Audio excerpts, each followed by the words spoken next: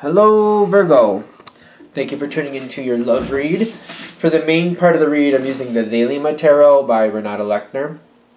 For the supportive oracle cards, using the Magical Spell cards by Lucy Cavendish. Alright. Relationship first, single second. Oracle cards come out where needed. Let's see where we're going.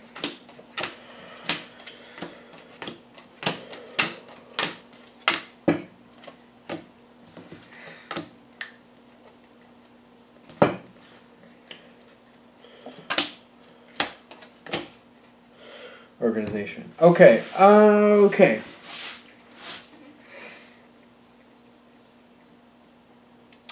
I feel, before we go too far, I feel like your partner's a little ahead on you. A little ahead of you on this. A little ahead of you. I think that's a good thing for this situation. Just in case that's kind of weighing on you, I feel like they're just a little bit ahead of you. I don't think that's a bad thing. I actually think it's good. Now,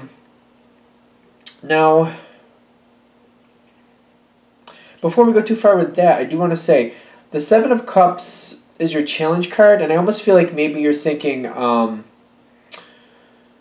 just feel like the fact that the other person's a little bit ahead of you, that keeps coming in really strong. I'm like, is that real? No, it feels like the other person's a little bit ahead of you. Don't overthink that. It could be a very good thing. It could actually work out better for the direction of where this is going to head and actually end up. Because I do see on your partner's side the Ten of Wands, which is telling me that it's a little bit more, it's a little heavier on them to go ahead without you a little bit. But I feel like this is going to actually help the situation flourish, because it's almost like they're paving the way and you're supporting that and you're reinforcing that. But it seems also that what's weighing on them is the Knight of Cups. Like, I feel like they feel like they're supposed to wait, or they feel like you should be on there at the same point, like you should be forging ahead with them. I just feel like them actually blazing the path for this situation seems to be a good thing. It's more stress on them, and I feel like you're not overly excited about that thought either. But I'm also seeing one of the reasons that's happening that way is because you're going forward at a dedicated pace. You know what you're going to do, you know how fast you're going to go, you know this is what you're doing today, this is what you're doing tomorrow, this is what you're doing the day after. You're staying at a dedicated pace. I feel like you're the tempo that keeps the beat going, keeps the song going. I think that's the way it's supposed to be said. The tempo that keeps the song going. So I feel like you're actually setting the tempo, and that may be another reason why this keeps going all the way to fruition, is because you're setting that tempo. Even if you start to so-called lag behind, I just feel like you're not increasing your tempo with the other person, but it's going to make this situation work out. Organization, the Knight of Pentacles, I feel like you're actually keeping the tempo. It's very important. To make this work out in the long run, I feel like that's actually going to be a big reason why it does. Because they're saying with what helps you, this is the card that helps you, which is the Four of Pentacles, which is saying you holding to that tempo, you know, I feel like that's what this four is. Like, you're holding to what you've already agreed to do. You're holding to, like, all right, I'm doing this today, and I got other things I got to do. This is all I'm going to do for this situation today, because I got other things going on. Tomorrow, I'm doing this tomorrow for this situation. I got other things going on, so I can only do this. But you're, like, everything you commit to each day, you're holding to it. But they're saying what's helping is you holding tight to that. I'm doing this much, no more, no less, just this much. That's what I have time for today. This week, I'm doing this. I'm going to get this much done this week, but that's what I got time for. This is what I got time allotted for. It's a good thing because you're keeping the tempo of the situation. I really feel like that's a great thing. And I do see, like, again, your partner with the Knight of Cups, I do see that they want you up where they are. They want you, like, running ahead like they are, but that's not how this is going to work for a long-term success. I just feel like the way you're doing your part, you're actually holding the tempo. I feel like it's good. I feel like it's really good. Now, the judgment in your partner's favor, they keep forging ahead. They keep pushing, which is good. It's fine. But Judgment in their favor is not only the way they're handling it, because I feel like they're insisting on pushing farther, pushing faster, keep going, more, more, more. And that's fine for them. But what the judgment in their favor is not only that they're doing their part that way, but you're holding the tempo on your side. I understand again that, yes, this is stressful on them, but you holding the tempo, that's really important. Like, you're dedicated to your part. You're making sure this has longevity. I don't feel them actually burning out, to be fair. I feel like they just have this crazy drive to keep going farther, faster. But you holding what you know you can do and what you have time to do, this is going to work out. This is going to work out in the end. Fire and earth, there's a lot of fire and earth going on here is what I'm feeling. Those aren't usually conducive energies, but you're making it work out. You're controlling it. You're controlling the flow. It's going to work. This is going to work out. Now, I do see, you know, you have to balance out the tempo with, you have to balance out your tempo with your partner's new, it's almost like if you look at it in a song sense, like the song was more of a slow song before and you kept the tempo for that slow song. Your partner is moving it over to a faster song. Like the next song is a faster song, so the next phase is a faster phase. I think that's a better way to put it. The next phase is a faster phase. And I'm seeing you kind of switching your tempo, kind of switching your beat. Like you were going at a certain rhythm before. And I feel like when the next phase is coming, you're seeing it come. You know you're knowing it's going to need a little bit more energy to it, so you're going to have a stronger beat, but you're holding a new tempo, you're holding a stronger tempo, but you're ready for it, and you're seeing it coming. So you are going to go faster, but it's going to be a new tempo, a tempo you're comfortable with, a tempo you're seeing coming. You're going to be prepared for it. And I get what's good for them is they realize this. They're like, all right, I know my partner, I know they're going to go at a certain rate, I know when they tell me they're going to do X, Y, and Z, they're going to do X, Y, Z, but no more, no less. And now they're telling me they're going to do a little bit more, but I know I can depend on them to do that, but they're going to do that much, no more, no less. So I know that what they're saying, they're truthful on, and it's actually going to work for us. I do see that they're trying to slow down in the long run to not go crazy fast, but they also see like the new tempo that you're agreeing to is going to be upheld. And I'm getting like the Nine of Wands for where they're standing. They're understanding like, all right, this goes in stages. My partner's not going to run forth crazy like I am. They're not going to do it. But they are dependable. What they're telling me they're going to do, I know I can depend on them to do. What if they say they're going faster? I know they're going to go faster, but it's within the restraints that they've told me they're going to go faster. They know that what you're saying you mean. I feel like that's what that's saying. When you say, you know, I'm going to go faster, but this is what I'm doing. This is how much faster I'm willing to go. They know like that's what you're going to do. What you're telling them is what you're going to actually do. And if they try to run forth faster than that, they're running forth on their own. Because you're like, I got this much time, and I'm going to do this much in that much time. I got other things going on here. So don't count on me for more than that. I won't do less than that, but I can't do more than that either. How this is going on from this portion of the reading, because I feel like this is a long... Like the situation just seems like it keeps going after this for a long while, to be honest. What makes it better is the Ace of Wands with the Seven of Swords. They seem to go into this next phase with more vigor. They realize, I feel like that Seven of Swords is like if they go ahead of the game, if they're going to run ahead, they realize they're doing it on their own.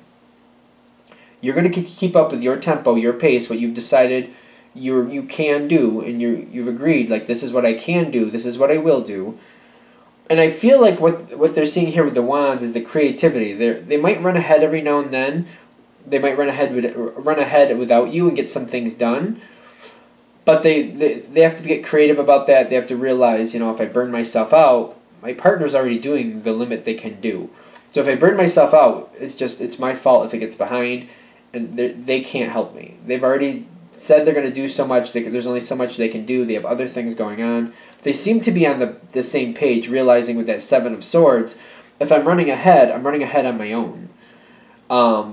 They're still pushing forward, but the creativity is like they're getting creative about how they're balancing things. I feel like they might be doing one of these things where they got these they're doing a lot at once, then they might take a little break, then they're doing a lot, and then they're slowing down a little, then they're speeding up a little. Their tempo seems like it goes in and out, fast and slow. I don't feel you like as affected, because I feel you seeing them like run ahead, getting a lot done, and then you're like, all right, I guess I got to catch up, but you're keeping the same tempo. Then you're seeing them kind of lag behind, so you actually are catching up while they're lagging behind. So you're like, all right, that works. Then they speed up again, then they slow down again, and like you're seeing it. You're just like, this works. I'm just gonna keep up with what I'm doing. They can go fast and slow and whatever they got to do. I'm just gonna stay steady at what I'm gonna do, and I'm dependable, and that's what I am. That's what I'm doing. I feel like that works out. I feel like that does work out. I feel like this whole thing is about the tempo. And I feel like at some points you're kind of worried that your partner's running ahead and that it kind of feels like you're maybe slacking off a little bit when you're not, because you've got a lot of other things going on. I just feel like it's seeing the tempo for what it is, and that your dependability, your partner's actually counting on, you're going to do X, Y, Z, and realizing that's all you have time for, but you are getting that done. They just seem to be needing to get on that page and realize what that's about. All right, so that's how that's ending. I feel like that's good. I feel like it's mostly about them seeing your tempo and you not feeling bad about it, because I feel like that's a great thing. I feel like it's working the way it should. Done? All right, let's do Virgo singles. What do we got for Virgo singles? Messages for single Virgos. Empowering information. The truth for single Virgos, so they can see what's really going on, so they can make choices going forward that will help them decide if this is a good situation for them or something they really don't want. Empowering information.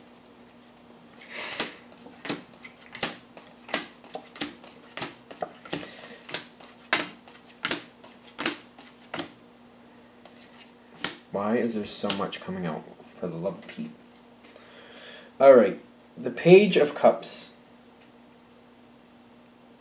I feel like the Page of Cups with this reading is very interesting, because I feel like this situation's going to hit a spike, and it's going to spike up, and then I feel like it's going to go back down. And I feel like the Page of Cups is where you're going to end up eventually, and I feel like you might have been there already. And I feel like this person, how you used to feel about them, Page of Cups is like there was some interest, not really sure where that was going to go, but there was that potential, that little spark. Currently, you got the Lover's card. I feel like in the center here is where you're hitting that spike, that love spike, where you're really feeling it intensely. Because in the past, again, I'm getting that Seven of Pentacles. For some reason, I feel like there was something deterring you from this person. You did have feelings for them, but you weren't going out of your mind crazy, but you're like, you know what, that something could develop there, but not right now. I'm getting right now, though, you got the Love card, the Lover's card, you're like, I'm feeling it. They're coming towards you with the Knight of Cups. They're definitely feeling it. They're coming towards you with an offer. And I feel like even right now in the center, too, is where this is hitting. I was going to call it the Staff of Fire, but it's the Ace of Wands. Staff of Fire, Ace of Wands. You're very much taken by this person. You definitely want to go forward. It feels like everything in the center is lining up. For right now, it seems like it's lining up because you got the Ten of Cups. Everything seems to be in perfect alignment. You're feeling it. They're showing you the interest. You're motivated to move forward. Everybody's happy. You got the Nine of Pentacles with the Two of Pentacles. The Nine of Pentacles is very happy that you waited, very happy what's here, feeling there's a lot of potential. The Two of Pentacles is like, now that we're here, what are we going to do with this? Because I feel like it's time to move forward. What do I want that next step to be? Judgment in your favor at the bottom. It looks so good. Like, I feel like it's a spike, though. I feel like it's like a spike. Everything looks great.